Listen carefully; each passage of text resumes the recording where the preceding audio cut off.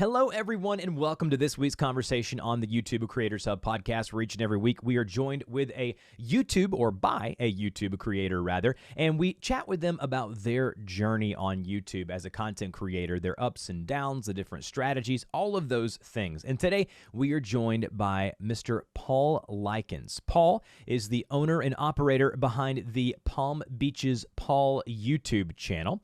He is a real estate agent, started the YouTube channel, and he began at the age of 51, and now 7 years later, I'll let you do the math. I don't like to talk about people's age. And he is 17,000 subscribers strong with a growing, budding community over on the YouTube channel. Paul, how are you doing today?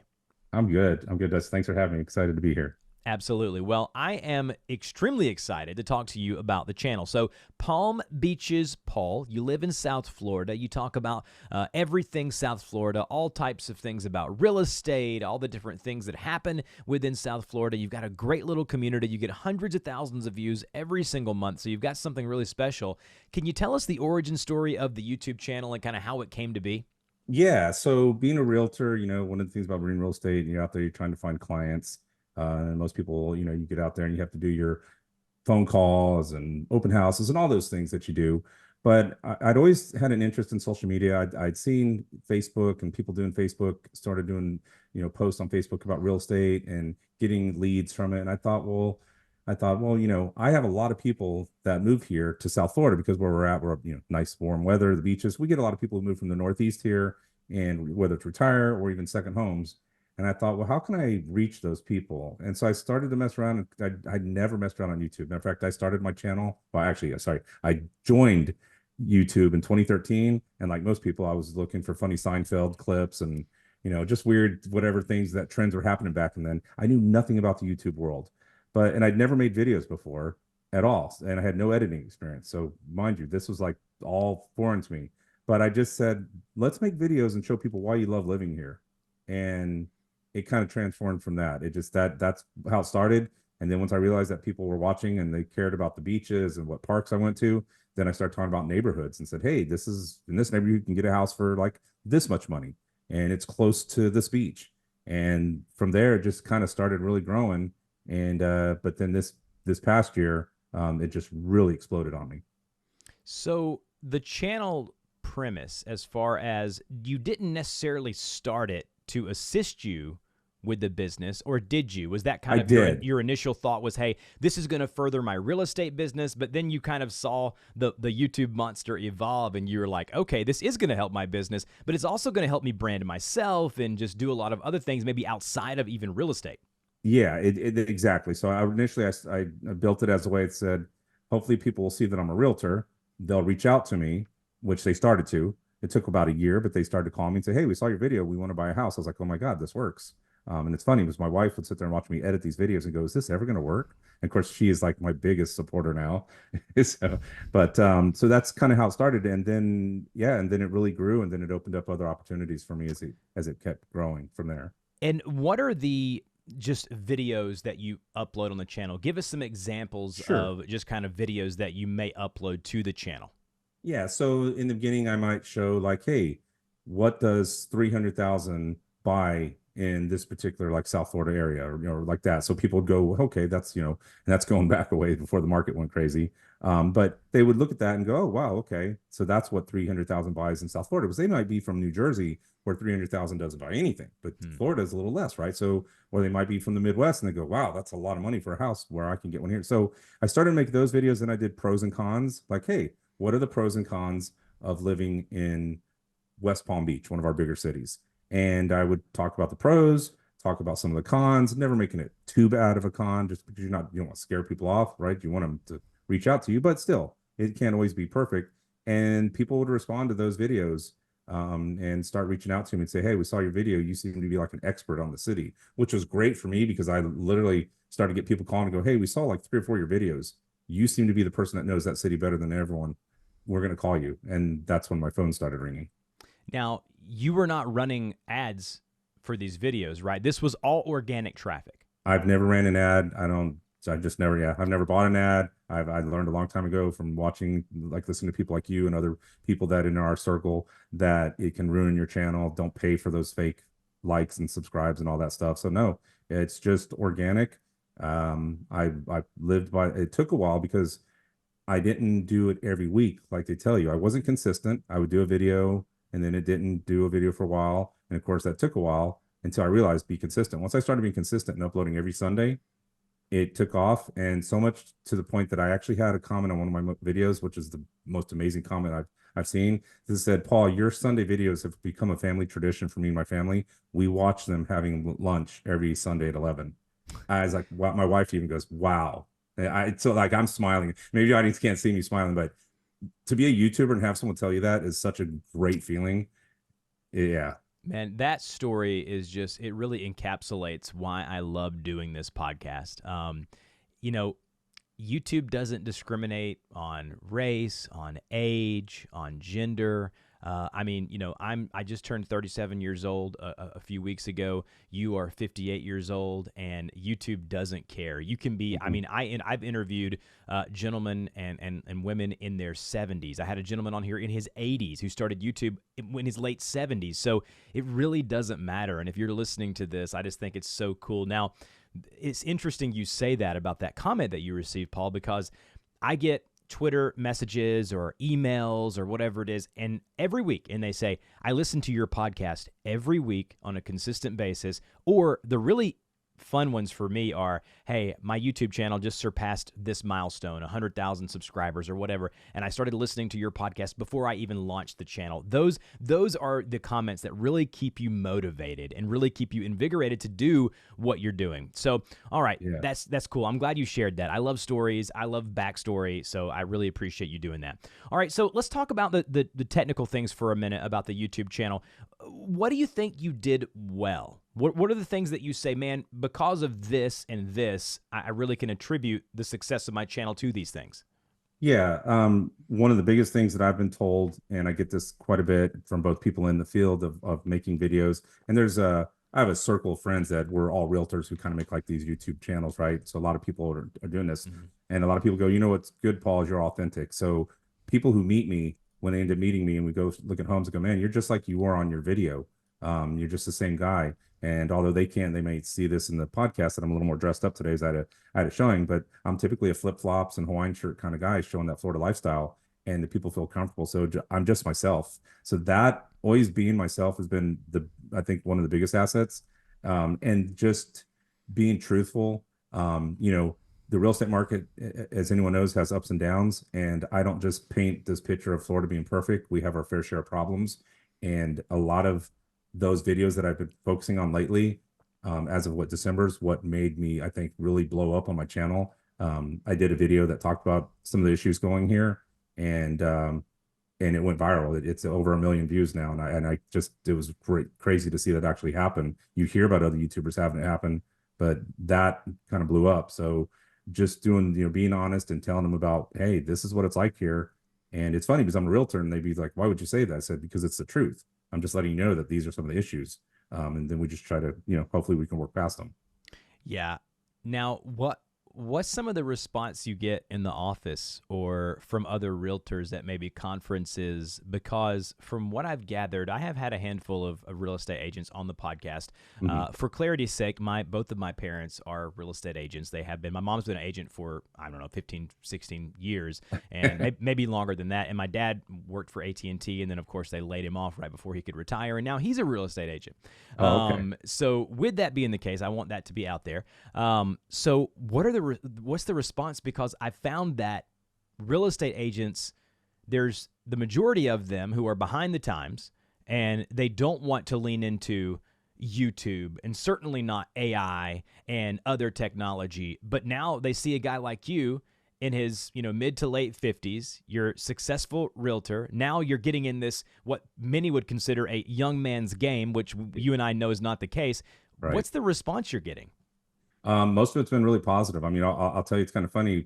I got a call from one of my properties the other day, and I called her to say, hey, I'm just confirming that I won't be there, but the owner will let you in. And she goes, this is Palm Beach Paul. I said, yeah. And how'd you? She goes, it's April. She has a YouTube channel too, but it was funny. But she recognized me, and we talked. So a lot of it's been very positive.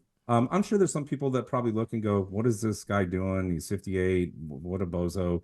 I don't worry about those people. You can't worry about them. Most of it's been very positive. I've been asked to speak at local real estate events. They had an event here that was a sort of tech show, and I was on stage with some people that were really big on Instagram and Facebook, and they had me on there talking about YouTube.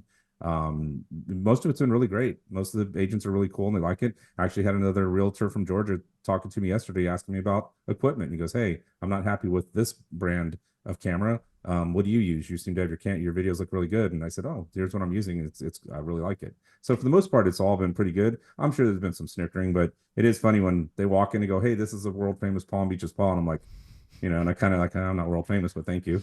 That's awesome. It's Yeah. funny the what's happened with influencers.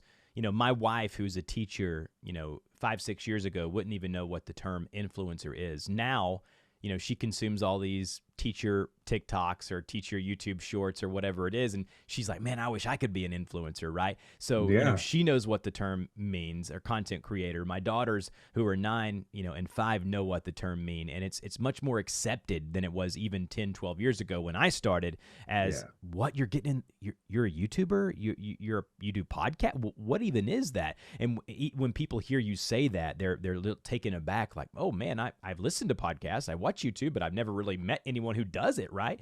I think it's getting more and more common. We talked about the things that you did well. Let's talk Mhm. about some failures. Let's talk about maybe some mistakes that you made along the way. What would you say some places where you might have stubbed your toe along the way in regards to the YouTube channel?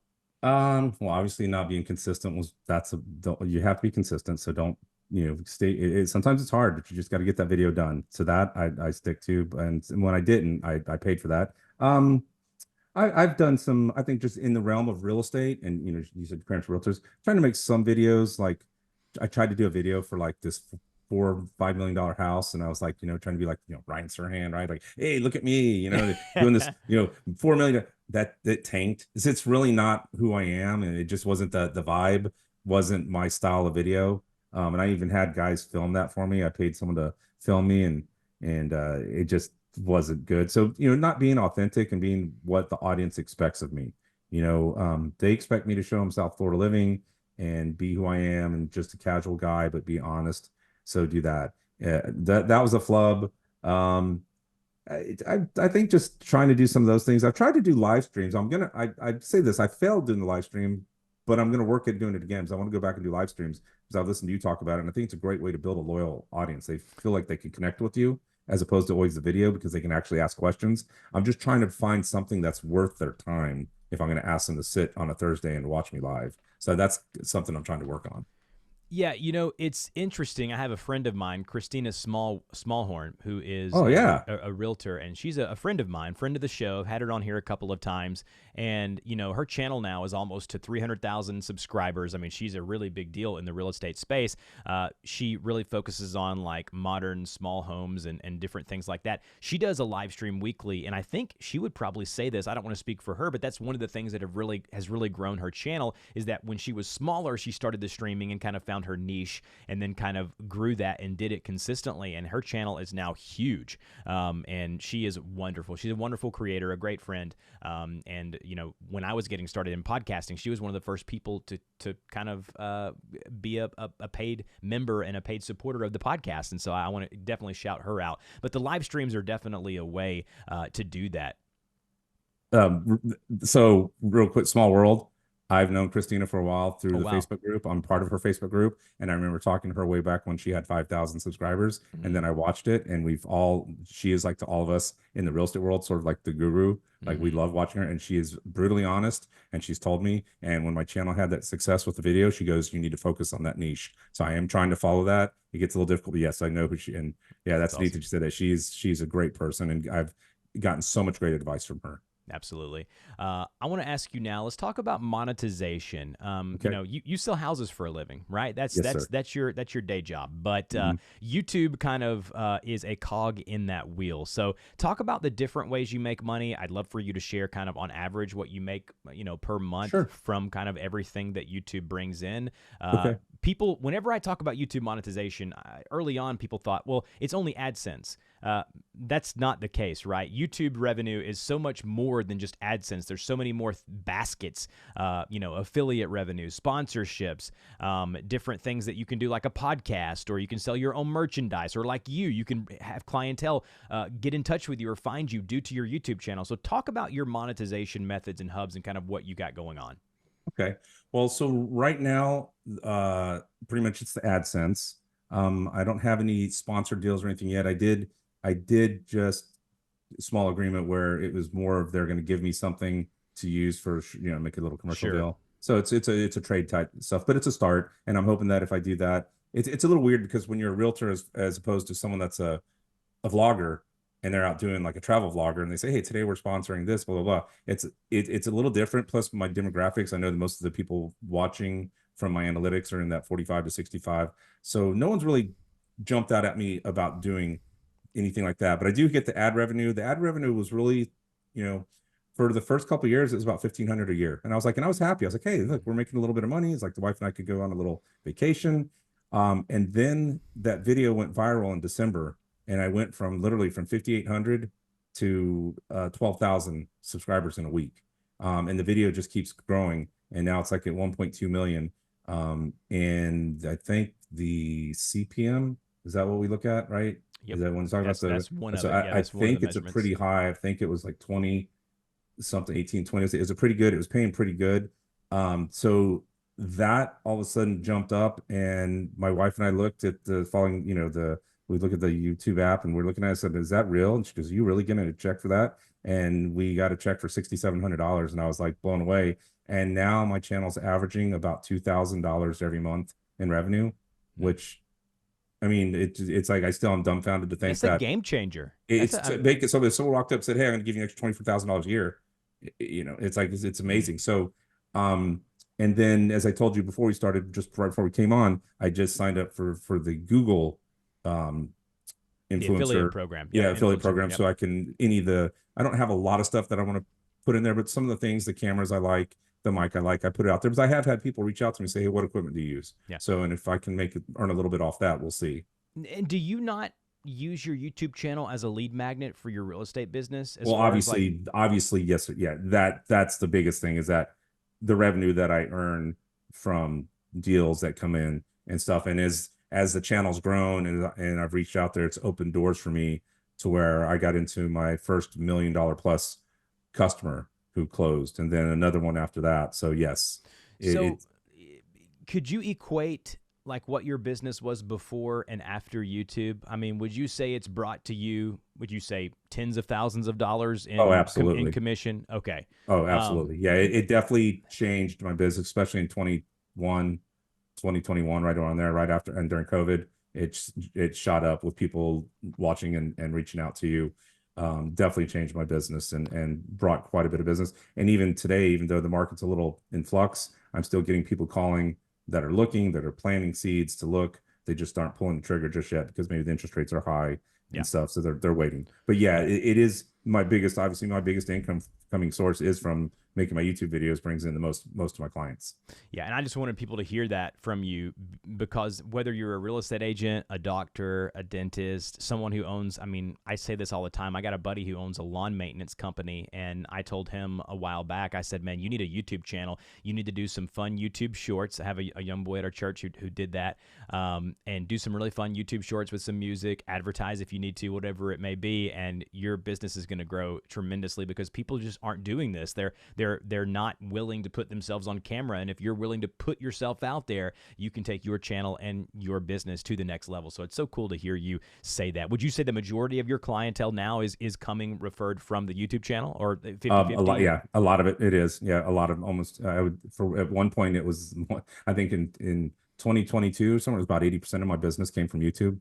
And then just the rest of it. Now I'm kind of working and getting out there and doing what your mom and dad do, kind of stuff, finding business. Yep. But still, my phone rings. I have people reaching out to me. And one of the cool things that if I can interject this is that I am an older guy, and I really tell people, guys, don't be afraid. I mean, I'm looking at this little motivational thing right in front of that you can't see in front of my desk, and it says start by starting. Hmm. right? And it's like it says Meryl Streep quoted that. It says, start by starting, just hit record. Yeah. Don't be afraid. I mean, I don't, I'm an older guy. I'm not, I'm just some supermodel, whatever. I'm just a regular guy, but I can record and make videos, and I tell people do it all the time. And my wife and I love it. She's so much like, she's actually now looking for ideas for videos for me. She goes, make a video about this. This is be a good one and stuff. Yeah, So that's a good point. The support system as an influencer or as a content creator is so important. If my wife and my kids weren't behind me, I could not do this as a living. For one, she provides the insurance through her job. I don't have good insurance me through what we too. do, being self-employed. So, having a good support system around you, whether it be partner, kids, whatever, is so important. Yeah. Let's talk about your tech stack now. This is where I get nerdy a little bit. Okay. What are your tools of the trade? Talk about everything that you use in your YouTube workflow, maybe different things that you subscribe to, paid or free, and different things that you utilize to make all your stuff on your channel happen. Sure. So starting from the editing, I just switched over to DaVinci Resolve, so I'm using that for my editing. Still very novice at it, but it's a great product. I seem to like it. I love that there's a lot of free tutorials out there. If you don't know how to do something, you just go YouTube it, right? And that's helped me so many times with editing. So I'll use DaVinci Resolve on that. And I use Epidemic Sounds for all my music. I love that. I just went ahead and did the year subscription for that. So it just makes more sense than doing monthly, because I know I'm going to continually use it, and the music's great for that. So I use that sound for equipment. I use a lot of times I use my DJI Osmo. I can't say enough good things about that camera. It's the action, and it's just, I've been very happy with it. It's funny, we jokingly call it my zombie camera, because I didn't have the plastic cover on it one time, and I was at the beach and it went into the ocean, and so it sat on my shelf. I thought it was dead, and then one day I picked it up and just said, let's just try it, and it came back to life, and I said, oh my goodness, like the ocean would kill it. But so that camera works great. And I use a Canon M50 a little bit. I have a Ronin SC gimbal. It gets a little heavy to use the Ronin SC, but I like doing that. And I have a lighter little DJI little gimbal that I'll use for some stuff with like an iPhone for some footage. Sure. So mostly that, and then my mic. I just picked up the new mics. I picked up is the I love the DJI wireless mics. I love those. The little boxes, the little squares. Yeah, it's got a magnet that clips, so you can actually hide it under your shirt, which is great for some places. Do you know what model you have? I've ordered 2 of them, and they're not here yet, but I cannot wait. I'm so excited about them. Yeah, I got the first one that came out, so I know they just came out with a new one at Christmas. So the one I got, and that's probably why it was a little less expensive. I was like, man, it's a pretty good price, but it works fine. It's a dual mic. It's fantastic. It's got a great range. And what I'm going to be doing in my videos a little bit more is incorporating more interviews where I walk and talk to people on the street and ask them, hey, what do you think about the current real estate market? Like, I like getting that interaction from people. So it has 2 mics to be able to do that, which helps, instead of trying to take the mic from, your mouth to their mouth, yours, and it never really works on camera that way. So the reason why I got one of those I mean, obviously everyone and their brother uses them now. If you go to any YouTube channel now and it's a vlogger and they're in front of the camera, you're going to see that square black DJI or Rode, whatever the company. I think I ordered one Rode, one DJI to do a little video comparison of them. Yeah. But I wanted the feature to be able to do some YouTube shorts from my phone and not use the phone microphone. The beauty of that microphone is that you can hook it up to your smartphone and do like short, like I want to do some short form content for the podcast YouTube channel, and I'm a big audio person, and when I go and I record it with my phone, I have a hard time publishing that because it doesn't sound as crisp as I want it to. So if you don't know what we're talking about, I'll link that in the show notes as far as these microphones go, but they're a great asset to have. It works amazing for the iPhone feature that you're talking about, or the cell phone feature. I've used it, and I'll tell you when I do it. It's when I go and I do my live streams and I'm walking around. I've had people say, you sound amazing. What is it? I said, that's my new DJI microphone. So, which is funny, is I told you about the affiliate program. I just put that on some of my videos now. So if people see that and maybe click it to go buy it and stuff, it's a product I believe in. And then I use one of those. I don't use I used to use the Jobies, but they're kind of so flimsy if you bend them too much. And they have the tripods work. I ended up going with what they call, I think it's called a switch pod. And it's the metal one. Yeah, Pat Flynn's product, I believe. Yeah, and I love that thing. It's solid. I walk around, it's light, and it's easy to carry around. So pretty much that is it. I don't use any drone footage yet, only because I don't have a license to fly my drone, and I don't want to get in trouble. So I've had a drone. I just have been lazy about taking the the test for part Yeah. 107. Whenever I do drone footage, because I film weddings, my brother-in-law, he aspires to be a pilot someday when he has time. And he already has the license, so he comes with me, and I don't want to get in trouble either. So I let him fly it, and then I use the footage once we kind of learn. I kind of direct him as we're filming. So that's interesting Yeah. to hear you say that. I now want to transition over to, like, what have you learned about yourself? Now that you've done this thing, you've put yourself out there. You're going to get hate. You're going to get love. That's just the part of being public on the internet. But, like, what have you learned about Paul? Like who you are as a person? Um, well, when people say that you're a genuine guy and you come across and like very honest, I think that's such a great thing. I mean, I always thought I was pretty genuine and a nice guy, but to have complete strangers tell you that, hey, you're really genuine, like you don't come across as a used car salesman. You just sound like a nice guy. You're talking about real estate. You love what you're doing. I like that. I learned that I can be in, like, it's funny, like all of us that are, all of you guys and gals out there that make videos, you know that we first time we put that camera to our face and someone walked by, you probably hit stop and stopped recording because you're so embarrassed. I've been now where I was doing a food review and I'm taking a bite of a sandwich and I had 6 people staring at me as this hamburger's in my mouth and juices dripping down my cheek. I didn't care. I didn't care that they're staring at me because my goal was to do my video. I've gotten so much more comfortable in public now, being able to just walk by the street. You're going to have people when you put yourself out there and you, especially being a realtor and you make videos about stuff, you are going to have people who leave comments. You know what? My wife said, kill them with kindness. Someone said the other day on one of my videos about less jabbering and more facts. And I responded, hey, there were some facts in between all my jabbering, like with a funny comment. You know, Yeah. you can't make everybody happy. I'm sure Dusty, No, you had that, you know that. no, you But can't. yeah, I just learned that I like helping people. I love telling stories. One thing I will tell you is, as I do have goals to go beyond this real estate, and I know I heard you talk about this the other day in one of your podcasts, starting a second channel and hopefully building it to something.